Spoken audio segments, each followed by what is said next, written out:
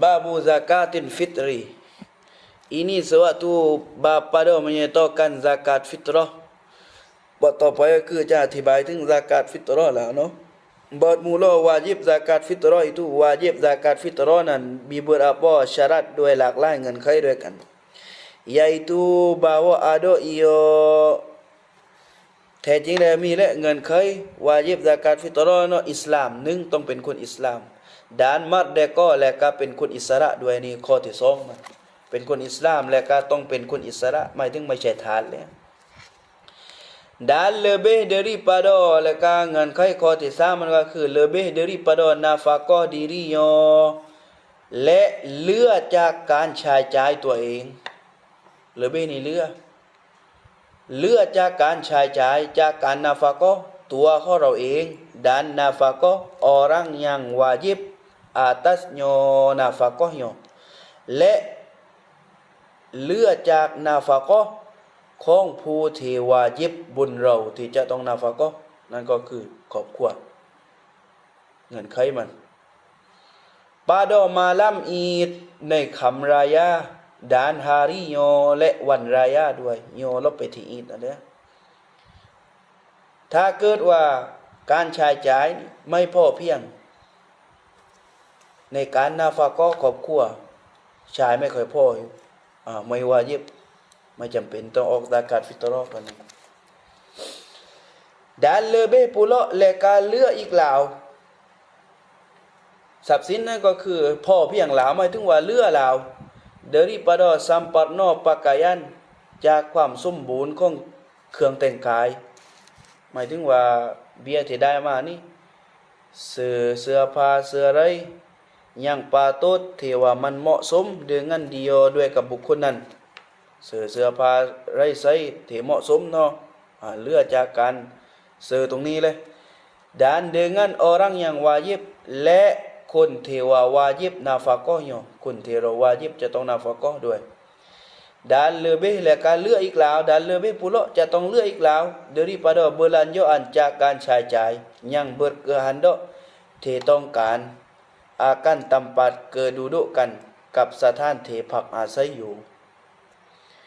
dan daripada khodam และส่วนหนึ่งจากนั้นก็คือคนรับใช้เรา dan tiada syarat keadaan lebih daripada utang ไม่ได้ถูกตั้งเงินไขว่าการที่จะไปจ่ายซากาตได้นี่ต้องเลือกจากการจ่ายหนี้ก่อนไม่จำเป็นไม่ถึงว่าคุณติดหนี้ก็ต้องจ่ายซากาตฟิตเราะห์เหมือนกันนั้นไม่มีเงินไขในข้อนั้นบางคนมันคิดว่ามันติดหนี้อยู่ไม่ต้องจ่ายเลยกูซากาตฟิตเราะห์นี่มันไม่เกี่ยวตรงนั้น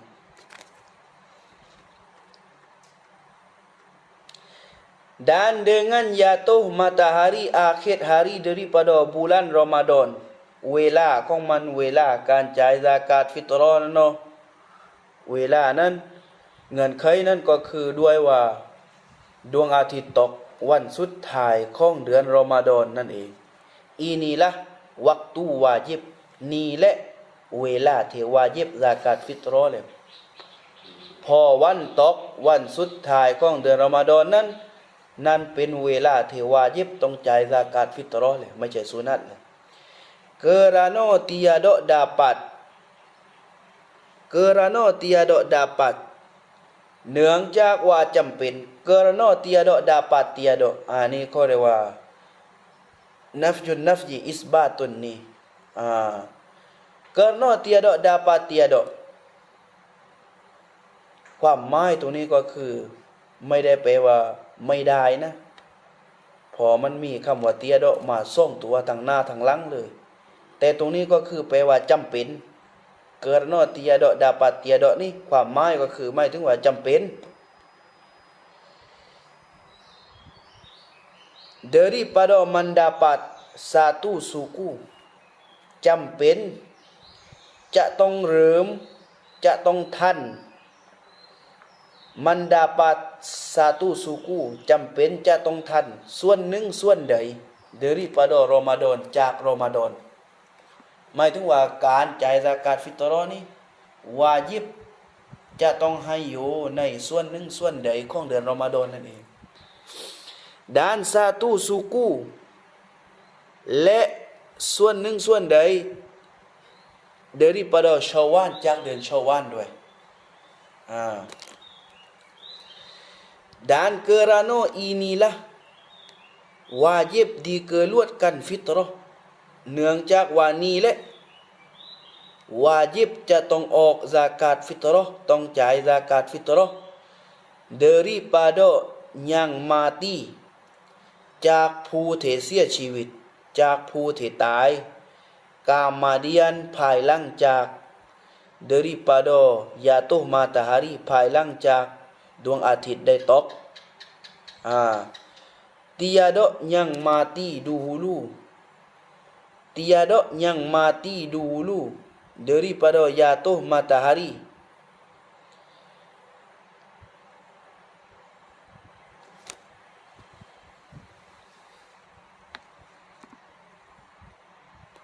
tiada yang mati dahulu daripada jatuh matahari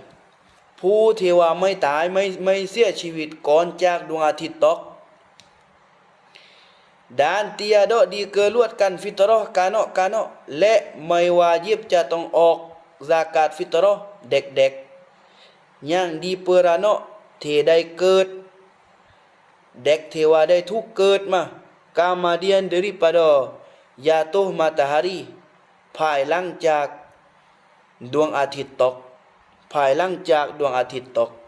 kerana tiada dapat ia lebih kanak เพราะว่าเด็กนั้นมันไม่ทัน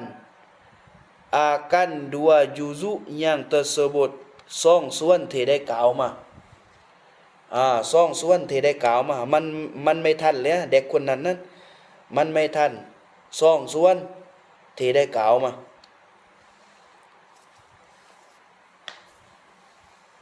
สองส่วนที่ได้กล่าวก็คือส่วนหนึ่งก็คือให้อยู่ในช่วงรอมฎอนอีกส่วนหนึ่งก็คือให้อยู่ในช่วงชาวาลพนันเลยมันไม่ทันสองส่วนที่ได้กล่าวมาดังเช่นว่าเด็กคนนั้นก็คือมันได้เกิดมาหลังจากดวงอาทิตย์ได้ตกไปแล้วของเดือนชาวาลของชาวาลนะมันเกิดมาก็แสดงว่ามันทันส่วนนึงเลยก็คือส่วนของชาวาลนั่นแหละพอรอมฎอนเสร็จนี่มันเดือนชาวาลเลยใช่ไหมเลยมันเกิดมานั้นมันอีกส่วนหนึ่งก็คือมันไม่ทันรอมฎอนหมายถึงว่าช่วงเดือนรอมฎอนนี่ก็คือวันตกเสียก่อนพอวันตกนั้นแสดงว่าหลังจากวันตกนั้นไอ้นั้นอยู่ในช่วงของเดือนชาวาลแล้วมันไปทันของเดือนชาวาลไอ้นี่เด็กที่เกิดมาพันนี้ไม่วาญิบต้องจ่ายซากาตฟิตเราะห์ก่อนนั้นคือตอนแรกก็จะยังไงคือลงชาวรายะนั่นเลยลงชาวรายะแต่ว่าเด็กเนี่ยมันทันเข้าคืนนั้นแต่ว่าตกวันตกดินไปคือไปได้แล้วก็คือว่าคือข้อกำหนดของเดือนรอมฎอนคือดวงอาทิตย์ตกของวันนั้นนั่นเลยปนั้นไหมนั่นเลยปนั้นเลยหรือคนที่ว่า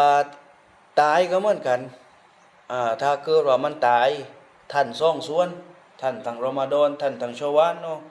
เกิดว่ามันตายช่วงเขายังไม่บังมักเรียบที่วันนี้มันตายอันนี้ท่านส่วนหนึ่งของรอมฎอนแล้วก็ไปท่านส่วนหนึ่งของเดือนชาวาลด้วยนี่แบบนี้ต้องเสียซากาตฟิตเราะห์หายเหมือนกันเสียนั่นตายเนาะตายในช่วงนั้นนะต้องเสียซากาตฟิตเราะห์หรือว่ามันตายไปท่านแค่ส่วนเดียวมันตายเนี่ยตายช่วงนี้นี่ไม่วาญิบต้องเสียซากาตฟิตเราะห์กันแล้วพอไม่เข้าช่วงเดือนชาวาลที่มันยังไกลเลยกว่านี้นี่ไม่จำเป็นจะต้องเสียก่อนนะdan harusตัวนี้ไม่ถึงซอdikeluarkan fitrah การออกซากาตฟิตเราะห์นี่ pada awal Ramadan เริ่มของรอมฎอนเลยวันแรกของรอมฎอนนี่ซอในการจ่ายซากาตฟิตเราะห์แล้วเหมือนกันdan sunat dikeluarkan dia lopati zakat fitrah และก็สุนัตให้ออกซากาตฟิตเราะห์นี่ dahulu daripada sembahyang hari raya ก่อนจากมายังรายะอันนี้สุนัตนะ ด้านมักรุและกามักรุเป็นเทนาเกียรติตะเคิดกันเดียวราชาในการจ่ายซากาตฟิตรอเฮงก็อาคิดฮารีรายาจนกระทั่งถึงวันรายาเลยจนกระทั่งว่าสิ้นสุดของวันรายาแล้วแค่สิ้นสุดของวันรายาแล้วมันราชาเนาะมักรุด้านฮารัมดีตะเคิดกันเดียวและก็ฮารัมบาปนี้ในการราชาการจ่ายซากาตฟิตรอdaripada hari raya จากวันรายานี่ dengan tiada uzur โดยที่ว่าไม่มีความจำเป็นดังเช่นไรไอ้นี่กออิบฮัตโตทรัพย์สินมันหายatauมุสตาฮิกินหรือว่ามันหาผู้ที่รับซากาตไม่ได้อันนี้ขอเล่งถึงคนที่มีความจำเป็นนี่ไม่ผือไรถ้าใจหลังจากมายังไปแล้วกันนะdan apabila wajiblah fitrah wajib fitrah atas seseorang bun bukan dengan daripada dirinya จากตัวเขามันเอง atau daripada orang yang wajib หรือจากผู้คนที่วาญิบ atasnya บนบุคคลนั้นนาฟะกะห์ญอนี่วาญิบมันต้องรับผิดชอบเลยในการจ่ายนาฟะกะห์ลูกๆมัน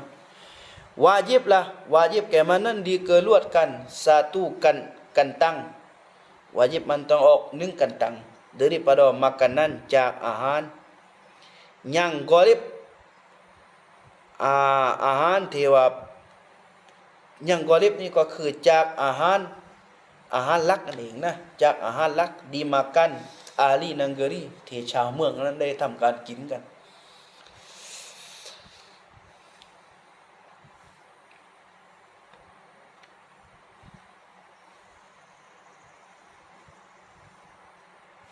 เอาเลขข้างนอกซะอีกนะเลขนึงอ่ะข้าง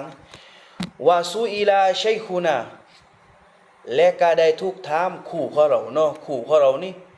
ได้ทุกถามมุฮัมมัดบินสุไลมานฮัสบุลลอฮ์อัลฟิตรินซาวยะตินมุฮัมมัดบินสุไลมานฮัสบุลลอฮ์นี่ก็คือได้ทุกถามจากการจ่ายซากาตฟิตรอให้กับเมียของแกฟีบาลาดินในเมืองนั้นวะซาวจูฮาและกับผัวของนางนั่นนะฟีบาลาดินอาคอดอยู่ในเมืองอื่นหมายถึงว่าเมียนี่อยู่อีกปัดถ้าเรียกง่ายๆคือเมียอยู่จังหวัดนึงผัวอยู่จังหวัดบ้านนั้นเลยนี่ฮันยายูซูอนุญาตหรือไม่นี่ฮันยายูซูเนาะหมายถึงว่าฮันยาซิฮูฮันยาซิฮูอัมลาซอหรือไม่อันตุคริยาฟิตรอตุฮานั้นลบไปที่เจ้ายาตินอันตุคริยาฟิตรอตุฮาซอหรือไม่ที่จะออกฟิตรอให้กับนางให้กับเมียบิไกรีอิซนินโดยที่ว่าไม่ได้รับการอนุญาตบิไกรีอิซนีเจ้าจิฮาโดยที่ว่าผัวของนางนี่ไม่ได้รับการอนุญาตจากเมียมันทีหมายถึงว่าไม่ได้ท่ามเมียที่อยู่คนละจังหวัดกันไม่ได้ท่ามเมียที่ว่าไม่ได้ข้อที่ด้วยฟาอินนีแท้จริงแล้วบิจาวาซีอิครอจุฮาบิจาวาซีอิครอจิฮาฟาอินนี่ตัวนี้ก็คือหมายถึงว่าละอัลลัสซอวาบนะไม่ใช่ฟาอินนี่นะหนังสือมันผาดอยู่นั่นฟาอาญาบะนะต้องใช้คำว่าฟาอาญาบะไม่ใช่ฟาอินนี่ที่ฟาอาญาบะดังนั้นได้ตอบเคยได้ตอบแล้วนี่มุฮัมมัดบินสุไลมานนี่ชัยคูนานี่คู่ของเรานี่ก็ได้ตอบนะ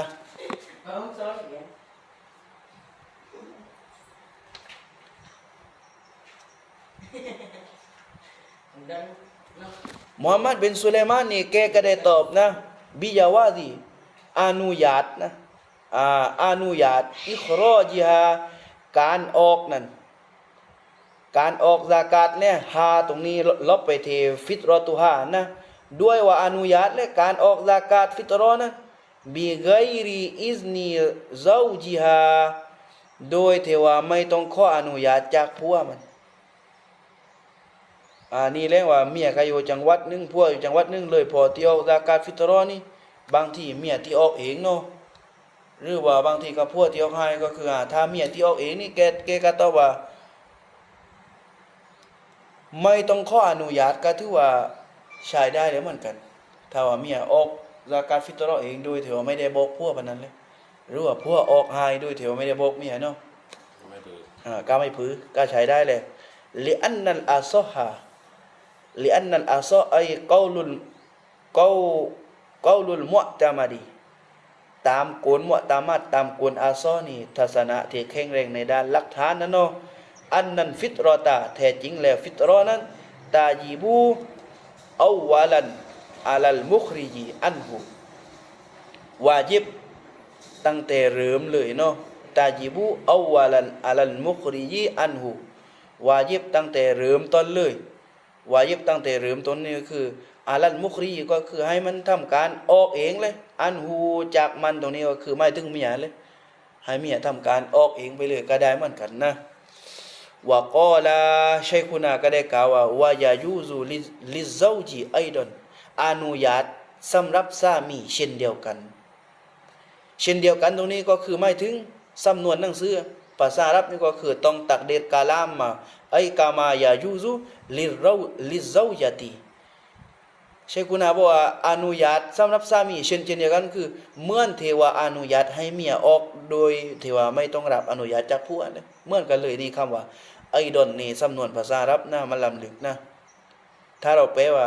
อนุญาตเช่นเดียวกันไม่รู้เช่นเดียวกับอะไรก็คืออาจจะไม่เข้าใจนะสำนวนนั้นต้องตักเดตกาลามขึ้นมาไหมประยุกต์ขึ้นมาไหมอีกทีนึงแล้วอายุคริยาที่จะออกอันฮาอันเจ้าญาตินฟีบาลาดีฮีในเมืองของผัวเลยเนาะอนุญาตให้ผัวนี่เหมือนที่อนุญาตให้เมียออกซากาตแบบส่วนตัวโดยที่ว่าไม่ต้องขออนุญาตนั้นให้ผัวนั้นอายุคริยาอันฮาฟีบาลาดีฮีให้ผัวนี่ทำการจ่ายซากาตให้กับเมียนั้นเนาะในเมืองของผัวได้เลยนี่อนุญาตได้เหมือนกันนั่นนะ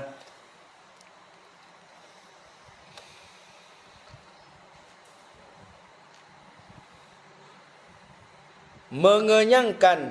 อาหารที่ชาวเมืองกินนี่ก็คือเมื่อเงยยั่งกันก็คือเอมแล้วต้องเป็นอาหารที่ว่าเอมด้วย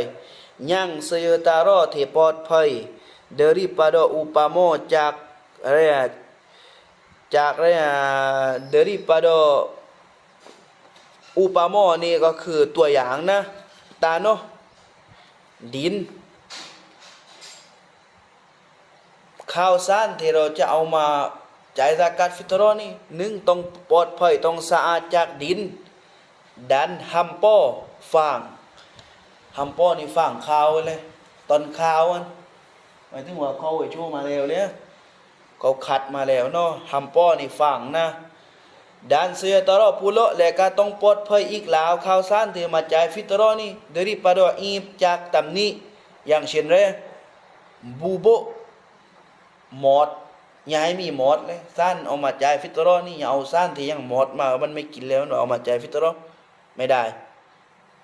บูโบมันไม่ถึงหมดนะดันบาโซลาโมและก็เปียกทุกฝนทุกน้ำยังลาโมเทวานานเลยด้วยยังเบรูโบเทเปลี่ยนแปลงราโซโยรสชาติของมันอย่าเอาข้าวสารที่ว่าเปียกน้ำตั้งไว้นานแล้วแล้วก็รสชาติก็เปลี่ยนเลยด้วยตัววัดโนโยหรือว่าสีมันตัวเบาโยหรือว่ากินมันสีก็เปลี่ยนแล้วขึ้นแดงมันแล้วกินก็มิ้นทราบแล้วนี่เอามาจ่ายซากาตฟิตรอไม่ได้เหมือนกันdan jika pada negerinya และถ้าว่าในเมืองนั้นมีbeberapa makanan มีหลากหลายอาหาร dan tiada golib ไม่มีอาหารที่เป็นหลักคำว่า tiada golib นี่ก็คือไม่มีอาหารที่เป็นหลักแล้ว setengah atas setengah ส่วนหนึ่งบนส่วนหนึ่งคำว่าส่วนหนึ่งบนส่วนหนึ่งก็คือยะนี่วาญิบละฮันดอละจำเป็นเลย อีโอชาวเมืองนั้นเนาะจำเป็นแก่ชาวเมืองนั้นmemilih apa sekehendaknya จำเป็นแก่ชาวเมืองนั้น memilih ให้มันเลือก apa sekehendaknya อะไรที่มันปรารถนาอะไรที่มันต้องการเจ้าก็คือให้มันเลือกเลยเพราะในเมืองนั้นมีหลากหลายอาหารนั้นเราถนัดอันนี้ก็คือเรื่องไงว่าให้ออกอันนั้นไปเลยในคำว่า apa sekehendaknya dan yang afdal และที่อัฟดอลก็คือdikeluarkan fitrah ในการจ่ายซากาตฟิตรอย daripada yang mulianya จากผู้ที่มีเกียรตินั้น dan orang yang mendiami akan badiyah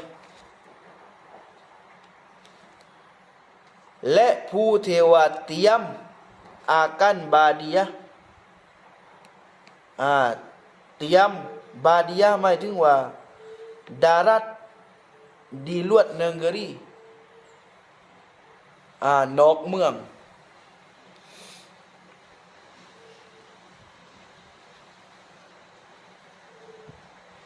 เอามาเลยเหล็กซ่องกลางๆนั่นนะเหล็กซ่องกลางๆนี่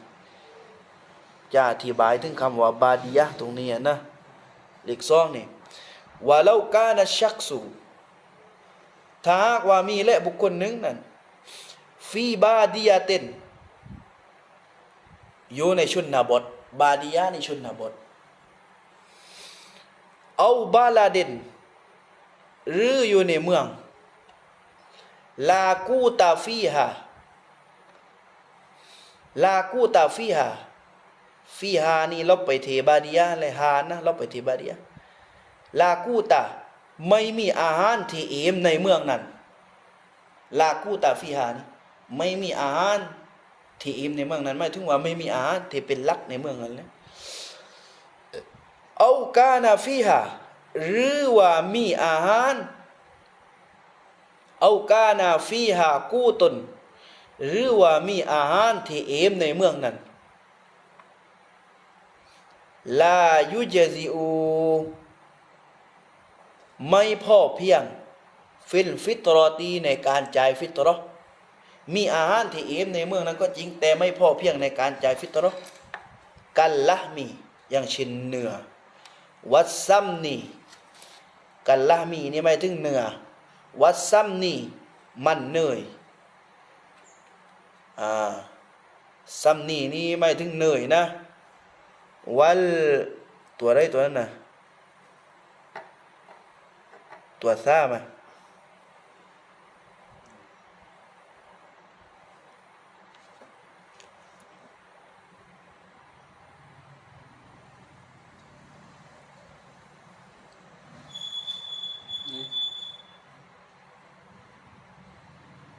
มีตัวบาด้วยไหมก็ตื่นอ๋ออันนี้ดิ นี่มี วัลกิชกีตัวเช่นนะวัลกิชกีนี่โยเกิร์ตวัลกิชกีนี่ภาษาอาหรับนะโยเกิร์ตตัวนั้นแล้วได้แล้ว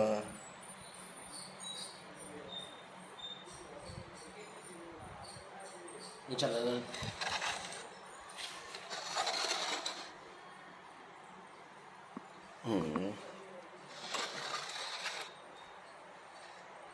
วัลมาคีดีวัลมาคีดีวัลมาคีดีนี่ซู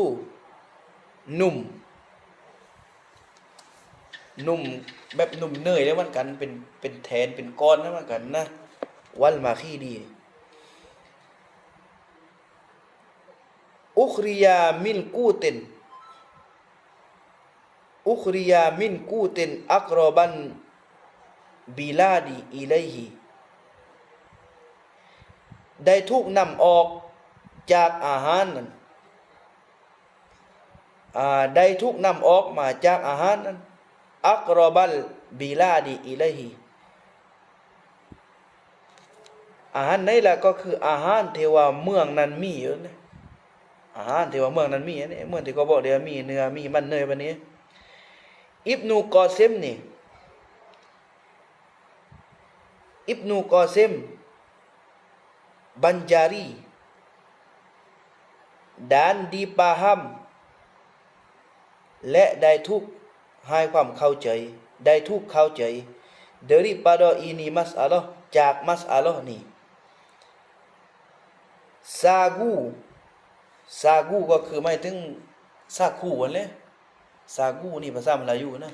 กับซาคูแล้วเหมือนกันซาคูนี่ tiada mamado ไม่ซอซาคูนี่ก็คือไม่ซอ diberi zakat fitrah ที่จะนำมาจ่าย zakat fitrah ไม่ซอเหมือนกันซาคูเนาะไม่ซอที่จะนำมาจ่าย zakat fitrah dengan dia dengan sagu kerana ia เนื่องจากว่าซากูนี่ daripada กูดจากอาหารยัง tiada mamado ที่ไม่พอเพียงที่ใช้การไม่ได้ pada fitrah ในการจ่าย zakat fitrah maka wajib diberi zakat fitrah ดังนั้นวาญิบจ่าย zakat fitrah นี่ daripada กูดจากอาหารกูดนี่หมายถึงอาหารเนี่ยจากอาหารยังhampir negeri ที่อยู่ใกล้เคียงอาหารได้ละอาหารที่อยู่ใกล้เคียง kepada ahli negeri กับชาวเมืองซากูitu กับชาวเมืองซากูนั่นjika tiada pada negerinya makanan yang memadai buat fitrah ถ้าหากว่าไม่ประจักษ์ถ้าหากว่าไม่มีในเมืองนั้นอาหารเทซอในการทำฟิตรอนั้น dengan dia dengan makanan ด้วยกับอาหารนั้นta'amman ก็คือจงทำความเข้าใจอยู่แล้วท่านจงทำความเข้าใจแหละคำว่าta'ammanนี่หมายถึงว่าให้ทำความเข้าใจไว้เลยจงเอารู้ไว้เลยจงเอารู้ไว้ตรงนี้ก็คือหมายถึงว่า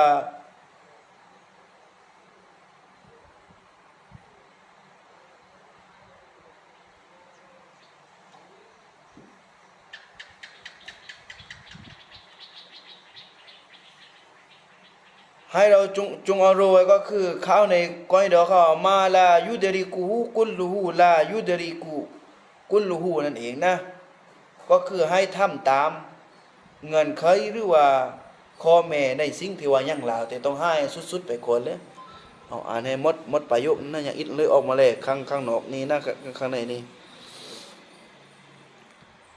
ยังเตียดอปาดอยเทไม่มีเทไม่ปรากฏในบาดียานั้นในชุมชนนั้นมากันนั้นอาหารยังเมืองเงยยังกันเทเอมวาญิบดีเกลวดกันวาญิบจะถูกออกdaripada makanan negeri จากอาหารของชาวจากอาหารพื้นเมืองยังhampir kepadanya ที่ใกล้เคียงกับชุมชนนั้นหมายความว่าแค่ในชนบทนั้นมันไม่มีอาหารที่เอมมีแต่ซากคู่เมื่อที่บอกเลยเดียวเมื่อชาวเมืองนั้นที่ออกซากาตฟิตรอนั้นจำเป็นแก่เขานั้นจะต้องออกอาหารของชาวเมืองที่อยู่ใกล้ชนบทนั่นเลยเข้าใจไหมต้องออกอาหารหลักของชาวเมืองที่อยู่ใกล้ชนบทนั่นเลยbermula makanan yang memadai pada fitrah itu สำหรับอาหารที่ซอที่พอเพียงในการจ่ายซากาตฟิตรอนั้นอาหารได้มั่งล่ะ seperti gandum ดังเช่นกันดุมข้าวเหมือนกันกันดุมนี่ข้าวสาลีนะด้านชาเอ็ดและก็ข้าวชาเอ็ดอันนี้ของที่จะนำมาจ่ายซากาตฟิตรอได้เนาะชาเอ็ดนี่ก็คือชนิดเดียวกับกันดุมเหมือนกันถ้ากันดุมนี่มันเป็นเน็ตยาวๆเท่ากับเม็ดทั่วไปเลยถ้าข้าวชาเอ็ดนี่ก็คือนี่ข้าวเม็ดยาวๆนี่เม็ดยาวๆเป็นข้าวอาหรับแล้วเหมือนกันก็เรียกข้าวชาเอ็ดนะด้านซุรอนี่คงนี่ก็เอามาจ่ายซากาตได้เหมือนกันด้านเบรัสนี่ข้าวสารแบบบ้านเรานะด้านหิมเส้นนี่ก็ชนิดหนึ่งของข้าวสารเหมือนกันนะแต่เป็นสั้นเหนียวนะเป็นข้าวเหมือนกันข้าวเจ้าข้าวเหนียวนะด้านอาดัส อาดัสนี่ก็ชนิดหนึ่งของข้าวเหมือนกันด้านปุระและก็อีกเหล่าด้านโฟนไม่ใช่ปุระนะโฟนนี่ไม่ถึงทั่วโฟนนี่ทั่วนะเม็ดยาวๆเท่านิ้วนี่โฟนนี่ทั่วนี่ก็มาใจตะกะเหมือนกันโฟนนี่อ่านเผื่อโฟนไม่คือไม่ใช่อันดูแล้วเนาะไม่ใช่ปุระเลยนี่ไอ้นี่โฟนนี่ชื่อของทั่วนี่ตัวนี้แต่เขียนเหมือนกันนะเขียนเหมือนกันแต่อ่านไม่ถูกก็คือนู้นเลยโฟนนี่ไม่ถึงทั่วด้านตามัดนี่ตามัดกาจ่ายซะกาตฟิตรอได้เนาะซาบิบก็คือองุ่นแห้งด้านอากิดนี่นุ่มแห้งจ่ายซะกาตฟิตรอได้เหมือนกันอากิดในภาษาอาหรับนะนุ่มแห้งลาบันนี่นุ่มสดถ้าอากิดนั้นนุ่มแห้งลาบันนั้นหมายถึงนุ่มสดนั้นมาก็ยีก็กอเล็บนังกรีตูท้าปาจากว่าส่วนใหญ่ในเมืองนั้นมากันดมกินกันดมกันกินข้าวกันดมมาก็เติร์ตุนตูละดังนั้นสิ่งที่ทุกเจาะจงที่ทุกจำกัดนั้นดีบริซากาตฟิตรอที่จงจ่ายซากาตฟิตรอก็คือกันดมนั่นเองด้านยีก็เบรัสมาก็เบรัสถ้าว่าเมืองนั้นกินข้าวเบรัสกินข้าวสารไปบ้านเรานี่มาก็เบรัสก็คือต้องจ่ายข้าวสารไปเลยนั่นนะdan mamadoi le ka solehเหมือนกัน diberi yang terlebih tinggi soleh ใช้กันได้เลยการที่เรานำจ่ายอาหาร terlebih tinggi ที่ดีเลิศอาหารที่สูงอาหารที่ดีเลิศเนาะ ganti แทนเราเอาอาหารที่ดีเลิศนี่มาแทน daripada yang ke bawahnya tiada akasเอามาแทนจากอาหารธรรมดาบาวะตัวนี้ไม่ถึงข้างล่างแต่ตรงนี้แปลว่าธรรมดาเดิมมันเรากินข้าวสารที่ทุกราคา200แต่พอใจราคาฟิตรเราเอาสารแพงมาจ่ายแบบนั้นนี่ก็ได้เหมือนกันเตียดออากัสไม่มีสลับกันนะไม่มีตรงกันข้ามหมายความว่ากินข้าวแพงอยู่แต่พอใจราคาฟิตรมาจ่ายสารทุกอันนี้ไม่ได้นี่คำว่าเตียดออากัสไม่มีการสลับกันมาก็ยีก็กอลิบอาลีนังกรีท้ากว่าคนส่วนใหญ่ในเมืองนั้นมากันเบรัสกินข้าวสารมาก็มาดอดังนั้นซ้อแล้วพอเพียงเหมือนกันใช้ได้แล้วเหมือนกันดีเบอรี่กันดุมแต่เวลาจ่ายซะกาตฟิตรเราจ่ายกันดุมแทนได้เหมือนกันเวลากินข้าวสารแต่มาจ่ายกันดุมตัวแชดหรือว่าจ่ายซะกาตฟิตรเป็นแชดตัวซุรอหรือว่าจ่ายเป็นคงกันตีเดริปาดอเบรัสแทนข้าวสารkarena segala perkara itu yang tersebut itu เพราะบรรดาประการที่ได้กล่าวมาทั้งหมดนั้น terlebih tinggi มันมีคุณภาพสูงคำว่า terlebih tinggi นี่มันมีคุณค่าสูงมีคุณภาพสูง daripada beras มากไปกว่าสารนั่นเองมีคุณภาพสูงกว่าสารที่เรากินอยู่ pada pihak mengenyangkan ในด้านอิ่มของมันเขาคิดว่าgandum แชดคงอะไรปะเนี้ยมันมีคุณภาพสูงนั้นคิดในด้านการอิ่มนั่นเองปาดอเปเหาะmengenyangkanในด้านการอิ่มนั่นเองนะ tetapi tiada mamado แต่ไม่ซ้อไม่พอเพียง beras เราจะเอาข้าวสารนี้ ganti daripada gandum มาแทนมาจ่ายข้าวสารนี้แทนข้าวกันดมหรือว่าข้าวแชดหรือว่าซุรอสมมติว่าเรากินข้าวกันดมอยู่แต่พอใจซะกาตฟิตรเราจะเอาเบรัสมาแทนนี่อันนี้ถือว่าไม่ซ้อใช้ไม่ได้นะด้านวาญิบดีเบอรี่ฟิตรและกาวาญิบต้องจ่ายซะกาตนั้นยีก็เลเบนาฟะก็ถ้าหากว่าการใช้จ่ายของเราเหลือเลยนะถ้าว่าการใช้จ่ายของเราเหลือเนาะยังเตดูลูเซอร์บดตันยังเตดูลูเซอร์บดเนาะสมันอย่างสิ่งที่ได้กล่าวเทพานมาแล้วเนาะapa yang sedapatnya lope the yang lebih arailah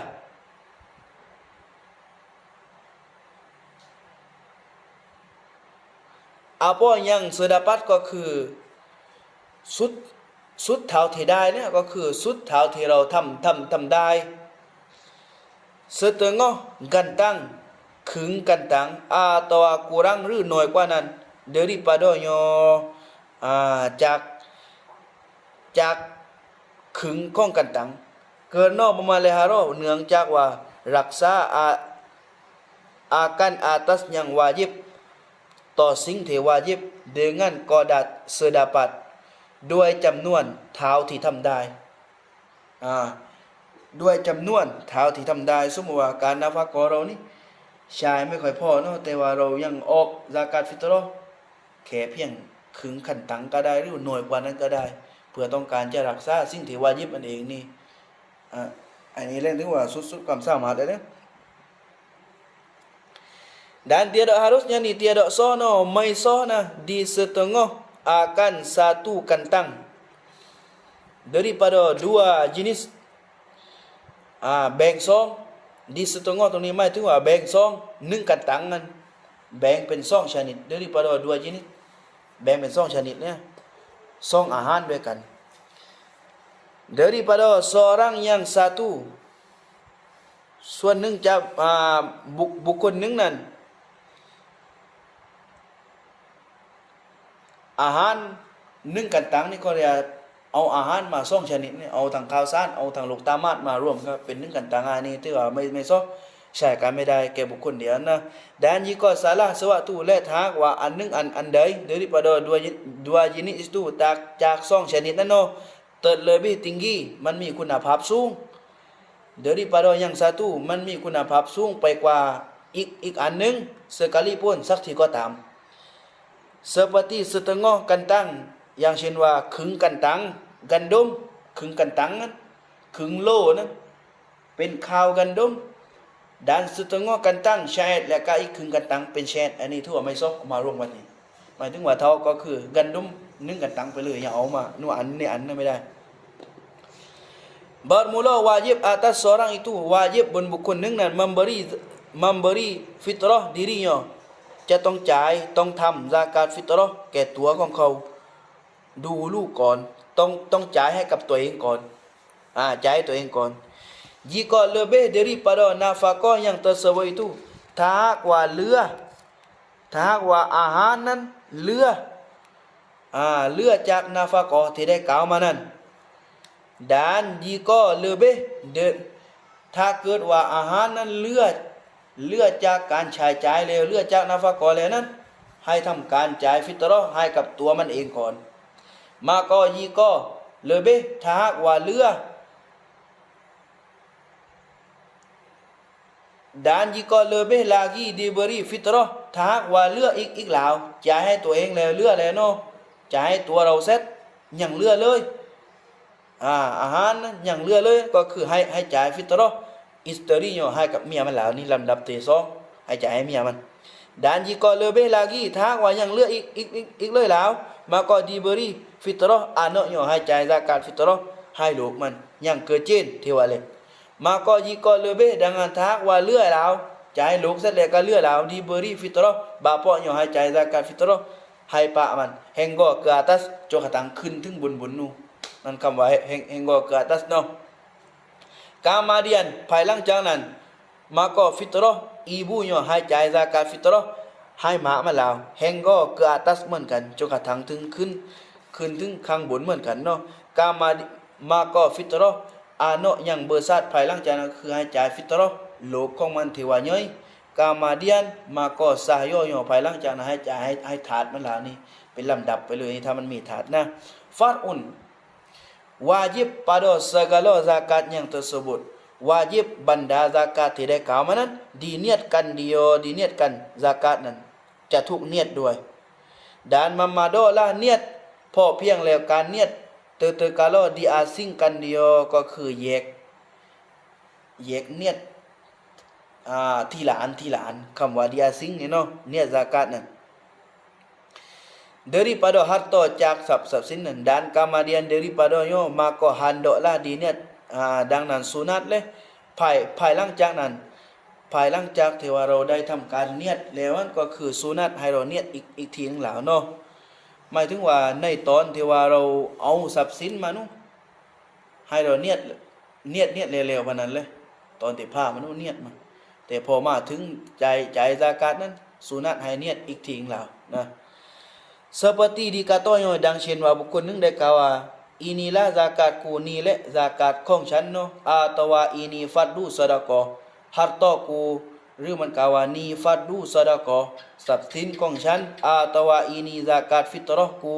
หรือว่านีซากาตฟิตเราะห์ฉันลาซิมdan lazim atas walinya เมเนียดและจำเป็นวาญิบบุญวาลีบุญผู้ปกครองนั้นเมเนียดกันตีจะต้องเนียดแทน daripada maulinya จากเมาลีของมันจากคำว่าเมาลีก็คือคนที่อยู่ภายใต้การดูแลของเรานี่เขาเรียกเมาลีเมาลีก็คืออย่างเช่นเมียเราลูกเราเมื่อเรามาออกซากาตให้นี่วาญิบแก่เราจะต้องเนียดให้นี่ตรงเนียดให้เมียตรงเนียดให้ลูกนี่คำว่าเมาลีคำว่าลาซิมตรงนี้วาญิบเลยนะdan jika atasnya และถ้าหากว่าบุคคลนั้นอุตังมันเป็นหนี้เนาะ maka berkata ampunya utang ดังนั้น ampunya utang เจ้าของหนี้ก็ได้กล่าว aku jadikan utang yang atas engkau itu ฉันนี่ฉันกำหนดให้นี่ที่อยู่บนฐานนั้นฉันกำหนดฉันตรงนี้ก็คือเจ้าของนี้นะมันเรียกว่าฉันกำหนดให้นี่ที่อยู่บนฐานนั้น daripada zakatku ส่วนหนึ่งจากซากาตฉัน tiada mamado atas yang sahih ไม่พอเพียงชายการไม่ได้นี่ตามกุลซอฮีฮ์สมมติว่าบุคคลหนึ่งติดเบียร์ต้นไปนี่เท้ากับจำนวนข้าวสารทุงหนึ่งเลย100 บาทนึงว่าไปเลยพอไปถึงกามันรับซากาตอยู่พอดีก็เราไปกล่าวว่าฉันจะกำหนดให้เบียร์100ที่ทันติดนั้นเป็นส่วนหนึ่งซากาตของฉันไอ้นี่ถือว่าใช้การไม่ได้ตามกูลซอฮีฮ์นั่นเนาะด้านกาโตเกนนี่เขาเรียกว่ามุกอเบนซอฮีฮ์คำที่ตรงกันข้ามกับซอฮีฮ์ทัศนะเทวาดอแอบมัมมาโดพอเพียงเหมือนกันตามโกนดอแอบนี่ถือว่าใช้ได้เหมือนกันคนติดนี่เราไปถึงแรงปันนี่ว่านี่ที่ทันติดรอยนะกำหนดให้เป็นซากาตให้กับทันไปเลยนี่ถือว่าใช้ได้นี่สำหรับโกนดอแอบนะdan jika memberi cukai atau upamanya แต่กุลนี่ที่บอกว่าพ่อเพียงนี่เป็นทัศนะที่ว่าดอแอบนัดเลยก็คืออุลามะส่วนใหญ่ก็จะไม่เอามาใช้นะ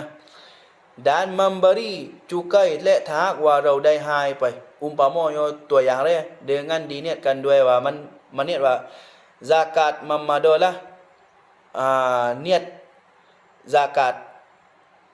mamadolah พอเพียงแล้ว atas โกนyang mu'tamad ตามโกนmu'tamad ทัศนะที่แข็งแรงjika ada yang menerima ถ้าว่ามีและผู้ที่รับนั้นมุสลิมเป็นมุสลิมlagi fakir อีกเลยแล้วเป็นคนจน atau seumpamanya หรือเสมือนอย่างคนจน daripada yang mustahikin ส่วนหนึ่งจากบรรดาผู้ที่มีสิทธิ์รับซากาตนั่นเองเนาะแค่เนียดว่า